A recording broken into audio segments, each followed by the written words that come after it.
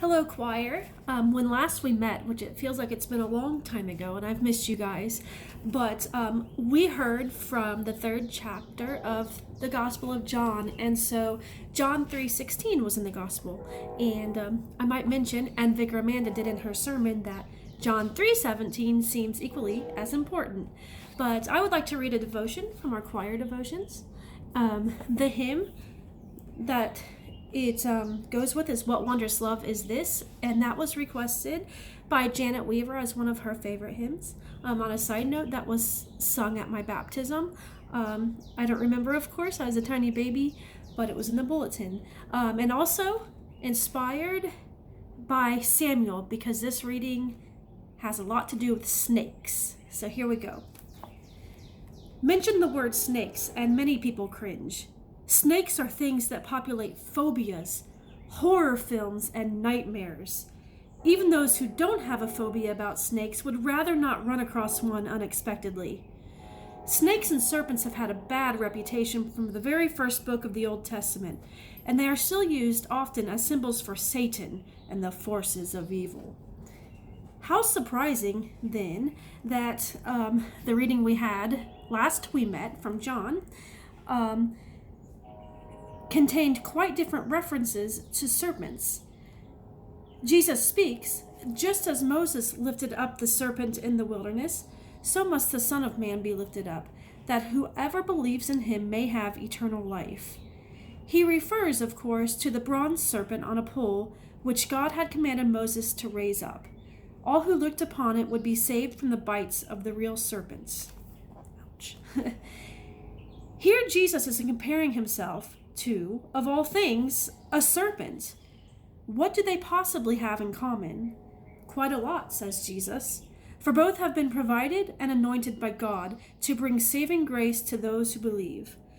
By using the Moses story, he was affirming his unity with the past and proclaiming that his mission was not a different and separate story, but rather a new and vital chapter in the continuing saga of God saving his own people.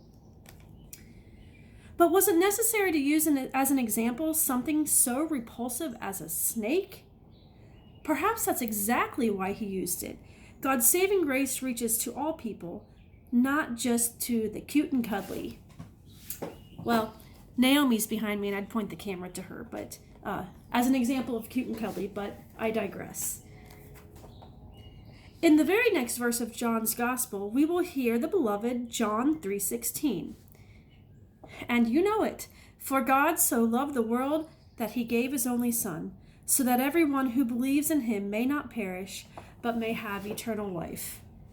Yes, we believe that God loved, though we have a harder time believing that what God loved was this world. But God did redeem this very world, full of its natural disasters, its pollution, its warring tribes, its unlovable serpents, and, even harder to believe, its people. What God has loved, we are to love. We love the world enough to take care of it. We love others enough to treat them as God wishes, and enough that we want them to know of God's love for them. We love the world's people, and we join with them in the song of the ages. To God and to the Lamb, who is the great I Am. While millions join the theme, I will sing. From the hymn, What Wondrous Love Is This? As musicians in the church, we have a high calling to be partners in proclaiming the good news and in helping each other receive and believe it. That's no small call, but we are not alone. God's unhidden agenda is to save the world, snakes and all. With God on our side, who can fall? Have a good rest of your Saturday evening and a good Sunday morning, and I'll see you in a long time. Keep checking your emails and messages. I have more to come for you. Bye.